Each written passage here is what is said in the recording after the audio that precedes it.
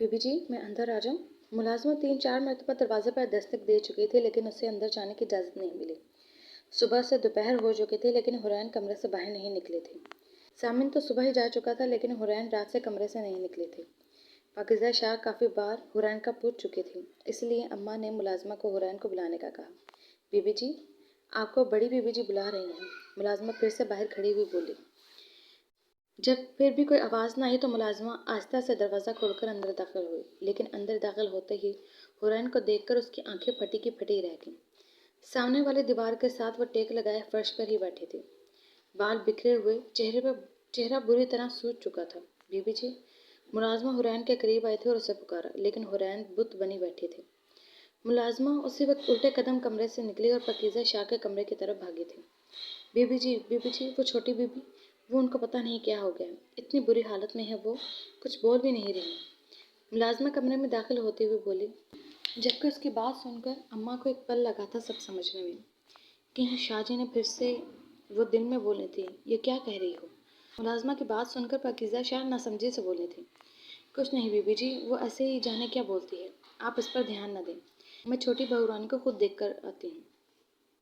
रुके अम्मा, मुझे लेकर जाएं हुरैन के पास। अम्मा अभी दरवाजे तक ही पहुंचे थे कि पाकीज़ा शाह बोली थी, बीबी जी आपको सांस चढ़ जाएगा। सीढ़ियाँ कैसे? अम्मा, मुझे हुरैन के पास जाना है। वो माँ की बात काटते हुए बोली। अम्मा ने फिर कुछ कहना चाहा, लेकिन पाकीज़ा शाह ने मुलाजिमा को इशारा किया। इनके इशारे पर मुलाजिमा उन्हें सहारा देकर चलाने लगी। सोने रब तो खैर करें। अम्मा दिल में दुआ करते खुद भी साथ चलने लगी। हाय मेरे अल्लाह, हुरैन बेटा ये।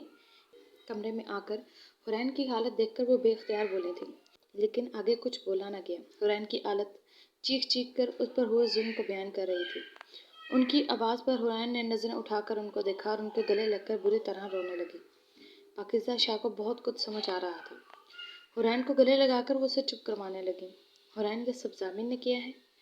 अभी भी इन्हें खुशफहमी थी कि शायद जो दिखाई दे रहा है या वो समझ रही हैं वैसा ना हो। उनका बेटा ऐसे कैसे कर सकता है? बोलो हुरैन। हुरैन कुछ न बोली, बस उनके गले से लगी सिसक रही थी। अम्मा, मुझे बताएं सब, आपको तो सब पता होगा, बताएं सब मुझे, अब कुछ मत छुपाइएगा मुझसे। हुरैन को गले लगाए वो दुख से बोले थे। नचार अम्मा को हर बात बतानी पड़ी। बिया वाले वाक़ये में सलमान का भी हाथ था। ये सारी बात सुनते हुए जहाँ पाकीज़ा शाह के आंसू नहीं थम रहे थे, वहीं हुरैन अपने बाप के किए को सुनकर फिर से सख्ती में आ गई। अम्मा खामोश हुई तो कमरे में काफ़ी देर तक खामोशी छाई रही। इतना कुछ हो गया, मुझे किसी ने बताने की ज़रूरत भी नहीं समझी। ओ मेरे खुदा, बिया के साथ जो भी हुआ इसमें सलमान का भी हाथ था। हाय, उस पाकीज़ा लड़की की ज़िंदगी ख़राब कर दी। मेरा शोहर इस दुख को अपने दिल में लिए दुनिया से चला गया। अल्लाह अल्लाह पूछेगा सलमान तुमसे। सलमान ने तो जो किया सो किया, उसे खुदा पूछेगा। ज़ामिन कैसे एक बेकसूर लड़की पर इतना जुल्म कर सकता है? पाकीज़ा शाह के लहजे में कब था। यकीनन ज़ामिन से उन्हें इस बात की उम्मीद नहीं थी। हुरैन बेटा, मुझे नहीं बताया आपने कुछ भी, कुछ तो बताती मुझे। ज़ामिन को तो मैं पूछूंगी, अब वो कैसे कर सकता है इतना बुरा तुम्हारे साथ। इंतकाम में इतना तक भूल गया कि जिसे अजियत दे रहा है वो भी बेकसूर है। हुरैन बेटा, तुम जो कहोगी अब वो होगा, जैसा फैसला करोगी ज़ामिन मानेगा। हुरैन का चेहरा थाम कर वो टूटे हुए लहजे में बोली थी। ज़ामिन ने उनका मान तोड़ा था, वो हुरैन से बेहद शर्मिंदा थी। बड़ी मामा, मुझे मामा के पास जाना है प्लीज़, हुरैन ने इल्तिजा से उनसे कहा।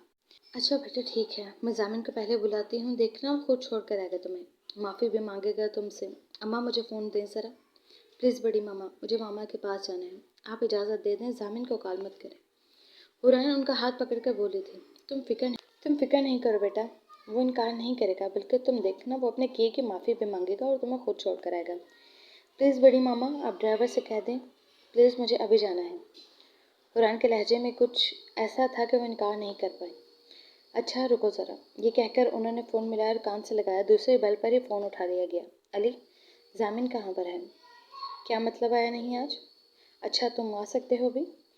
अच्छा फिर जल्दी आ जाओ, ये कहकर उन्होंने कॉल काट दी। 20 मिनट के बाद ही अली हवेली में मौजूद था। पाकीज़ा शाह हुरैन के हमरा ड्राइंग रूम में दाखिल हुई।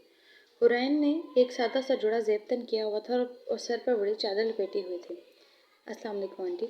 अली आगे बढ़कर उनके आगे झुका था और सलाम किया। वालेकुम सलाम बेटा, कैसे हो? जी मैं ठीक हूँ, आप कैसी हैं? बेटा ये ज़ामिन की बीवी है। اب انہوں نے حرین کا تعارف کروایا تھا۔ علی نے نظریں جھکا کر حرین کو سلام کیا۔ وہ حرین کو اندر آتے دیکھ چکا تھا اور سمجھ گیا تھا کہ ضامن کی بیوی ہے۔ علی، تم تو ضامن کے ہر ارادے کو اچھے سے جانتے ہو۔ تمہیں سلمان کا بھی پتہ ہوگا۔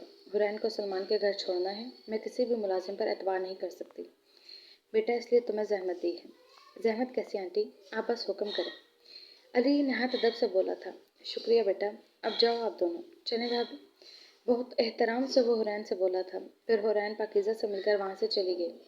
راستہ خاموشی سے طے ہوا۔ حرین کو سلمان کے گھر اتار کر علی جا چکا تھا، جبکہ حرین آہستہ آہستہ قدم اٹھاتے گھر کے اندر داخل ہوئی۔ آپی، آپی۔ لاؤنج میں آتے ہی رامین نے حرین کو دیکھ کر گلے لگا لیا اور رونے لگی۔ سلمان آگے بڑھے تھے لیکن حرین نے اپنا رخ رامین کی جانب کر لیا۔ حرین کی اس حرکت پر ان کا دل تڑپ گیا تھا۔ وہ جس بات سے خوف زدہ تھے وہ ہو چکی تھی۔ یقیناً ضامن نے حرین کو سب بتا دیا ہوگا، تبھی ان کی جان سے پیاری بیٹی نے ان سے منہ موڑ لی۔ آپی، ماما، رامین اس کے گلے لگ کر کہنے لگی۔ کیا ہوا ماما کو؟ کہاں ہے ماما؟ رامین کی بات پر اور پھر اس طرح اس کے رونے پر حرین کی سانسیں رکنے لگیں۔ آپی، ماما ہمیں چھوڑ کر چلی گئیں۔ رامین اس کے گلے لگی ہی بولی تھی اور ہارون کے اوپر تو جیسے قیامت ٹوٹ گئی۔ نہیں، نہیں، ایسا کیسے؟ رامین اتنا مذاق نہیں کرتے، پیچھے ہو تو مجھے ماما کے پاس جانا ہے۔ ماما، ماما۔ بے یقینی کی کیفیت میں وہ اپنی ماں کو پکارنے لگی۔ سلمان اور رامین اب اس کے اس طرح پکارنے پر اسے دیکھ کر رونے لگے۔ حرین تمہاری ماں نہیں رہی اب بیٹا۔ سلمان ایک قدم آگے بڑھے تھے۔ نہیں، نہیں، آپ دونوں مذاق کر رہے ہیں، پلیز ماما کو بلائیں۔ وہ 2 قدم پیچھے ہٹ کر پھر سے بولی تھی۔ اس کی آنکھیں بے حد سرخ تھیں۔ وہ دور ہوتے ہوئے نفی میں سر ہلا رہی تھی۔ آپی، جب آپ ماما سے فون پر بات کر رہی تھیں، پتہ نہیں ان کو کیا ہوا اور بے ہوش ہو گئیں۔ ہارٹ اٹیک ہوا تھا ان کو۔ اور پھر رامین نے حرین کو بازوؤں سے پکڑ کر کہا، لیکن اس سے آگے اس سے کچھ نہ بولا گیا اور وہ پھر سے رونے لگی۔ رامین کی بات پر حرین بھی شدت سے رونے لگی۔ سلمان اپنی دونوں بیٹیوں کو اس طرح دیکھ کر تڑپ اٹھے۔ وہ بیٹیاں جن کو اس نے کبھی گرم ہوا بھی نہ لگنے دی تھی، جن کی صرف ہنسی اس گھر میں گونجتی تھی، آج ان کی سسکیاں اور آہیں گونج رہی تھیں۔ بیٹا، کیا میں اندر آ جاؤں؟ سلمان نے دروازے پر دستک دے کر اجازت مانگی۔ اسے یہاں آئے 5 سے 4 گھنٹے گزر چکے تھے۔ کافی دیر ہونے کی وجہ سے حرین کی آواز بیٹھ گئی تھی، جبکہ آنسو ابھی بھی اس کی آنکھوں سے جاری تھے۔ اس وقت وہ اور رامین اپنے کمرے میں تھی اور رامین اس کی گود میں سر رکھ کر سو رہی تھی۔ جب دروازے پر دستک دے کے سلمان نے اندر آنے کی اجازت مانگی۔ جی، آ جائیں۔ اچھا ہوا رامین سو گئی۔ بہت مشکل سے سوتی ہے، بہت روتی ہے یہ اپنی ماں کو یاد کر کے۔ کمرے میں آ کر سلمان شاہ بیڈ کے قریب کرسی رکھ کے بیٹھ گئے اور حرین سے گویا ہوئے۔ بیٹا، تم بھی آرام کر لیتی؟ مجھے تم بھی ٹھیک نہیں لگ رہی۔ وہ پھر سے حرین سے مخاطب ہوئے تھے، لیکن وہ سامنے کوئی غیر معروف نقطے کو تکتی جا رہی تھی، جبکہ اس کا چہرہ اب ہر تاثر سے خالی تھا۔ حرین بیٹا، میں نے ضامن کو بہت بار کال کی، حویلی بھی گیا، لیکن نہ تو وہ میری کال اٹینڈ کرتا اور نہ مجھے حویلی میں قدم رکھنے دیتا۔ تمہاری ماں کی ڈیتھ کی بھی اسے بتانے کے لیے کال کی تھی میں نے، بلکہ حویلی بھی کیا تھا، لیکن ضامن کے حکم پر مجھے اندر تک آنے نہیں دیا گیا۔ سلمان شاہ مسلسل بول رہی تھی، لیکن حرین ایسے ہی بغیر کسی تاثر کے بیٹھی رہی۔ حرین بیٹا، مجھے پتہ ہے تمہیں سب پتہ چل گیا ہے، پلیز بیٹا مجھے معاف کر دو، اپنے گنہگار باپ کو معاف کر دو۔ آج تم جس حال میں ہو اس کی وجہ میں ہوں، پلیز اپنے باپ کو معاف کر دو۔ سلمان نے باقاعدہ حرین کے آگے ہاتھ جوڑ دیے۔ میں کون ہوتی ہوں بابا آپ کو معاف کرنے والی؟ بے شک ماں باپ جیسے بھی ہوں، لیکن اولاد کا کوئی حق نہیں کہ ان کے احترام میں کوئی کمی آنے دیں۔ آپ مجھ سے معافی نہیں مانگے پلیز۔ حرین نے ان کے جوڑے ہوئے ہاتھوں کو نیچے کیا اور ان سے گویا ہوئی۔ حرین، اگر تمہارا یہ گنہگار باپ تم سے کچھ مانگے تو کیا تم دو گے مجھے؟ پاپا، میرے پاس کچھ نہیں بچا، میں کیا دے سکتی ہوں آپ کو؟ حرین کے الفاظ سے زیادہ اس کا بے بسی اور دکھ سے بھرا لہجہ سلمان کا دل چیر گیا تھا۔ بیٹا چلی جاؤ، بہت دور چلی جاؤ، ضامن سے دور چلی جاؤ۔ ضامن بہت ظالم ہے، وہ مار دے گا تمہیں۔ میں کہیں بھی چلی جاؤں بابا، ضامن شاہ مجھے کبھی نہ کبھی ڈھونڈ نکالے گا، اور پھر آپ کی سوچ بھی نہیں کہ وہ میرے ساتھ کیا کچھ کرے گا۔ حرین بے حد یقین سے بولی تھی۔ نہیں ڈھونڈ پائے گا وہ، میں تمہیں ملک سے باہر بھیج دوں گا، وہاں تک ضامن شاہ کی سوچ بھی نہیں جائے گی۔ پلیز بیٹا میری بات مان لو۔ دیکھو میں جانتا ہوں ضامن آج نہیں تو کل مجھے مار دے گا، تمہیں بھی کبھی نہیں چھوڑے گا۔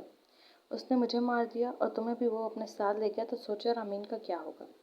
پلیز بیٹا رامین کے لیے چلی جاؤ بہت دور رامین کو لے کر۔ وہ التجائی انداز میں کہہ رہے تھے، جبکہ اب حرین بھی کشمکش میں تھی۔ یہ بات وہ بھی جانتے تھے کہ ضامن شاہ سلمان کو مار کر رہے گا اور اسے بھی نہیں چھوڑے گا، تو پھر رامین کا کیا ہوگا؟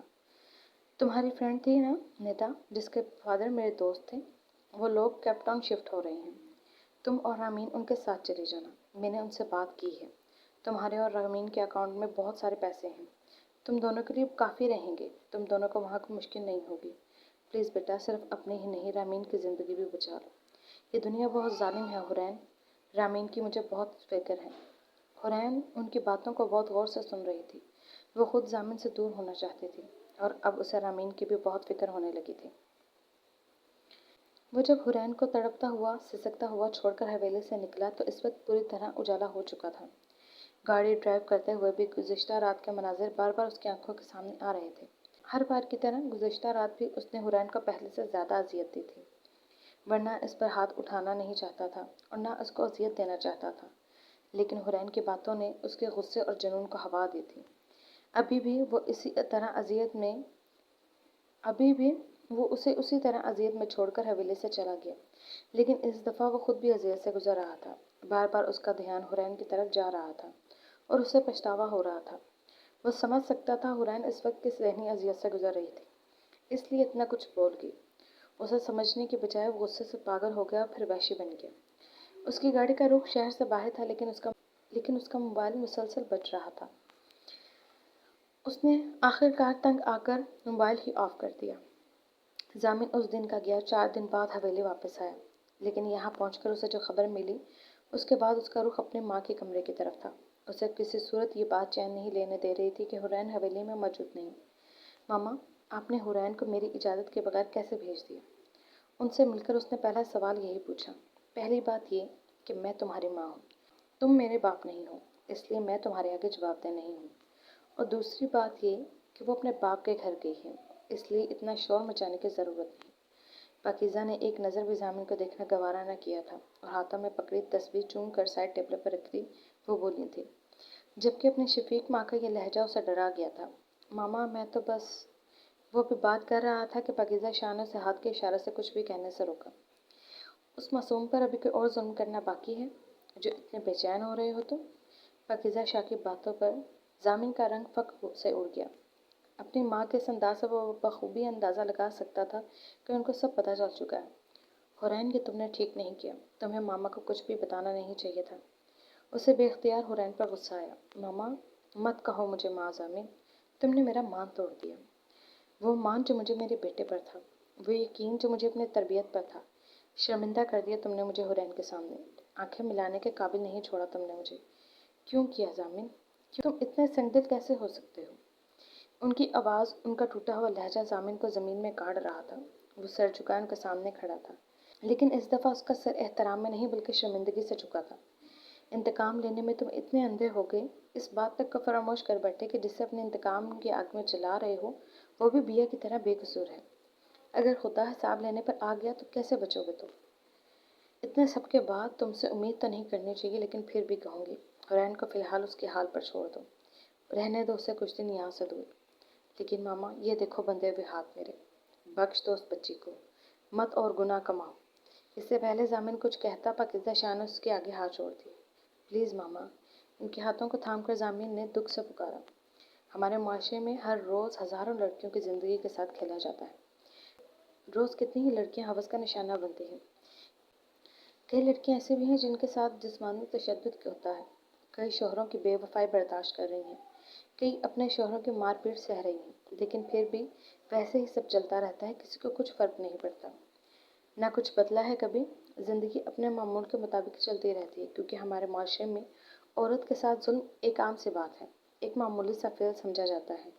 ضامن شاہ، تم نے مجھے برباد کر دیا، مجھ سے میرا سب کچھ چھین لیا تم نے، میرے خواب، میری خوشیاں، میری معصومیت، میری ماں اور میرا بچہ بھی، سب کچھ ضامن شاہ، سب کچھ چھین لیا تم نے، مار دیا تم نے مجھے، مار دیا ضامن۔ میرا دل کر رہا ہے کہ میرے جسم کے کچھ چھوٹے چھوٹے ٹکڑے کر دے، لیکن میری موت پھر بھی واقع نہ ہو اور میں اس اذیت کو محسوس کرتی رہوں، کیونکہ میں تم سے محبت کرنے کی سزا خود کو دینا چاہتی ہوں، کیونکہ تم سے محبت میرا سب سے بڑا جرم ہے۔ میں نے تم سے اتنی محبت کی کہ مجھے خود سے نفرت ہونے لگی ہے ضامن شاہ۔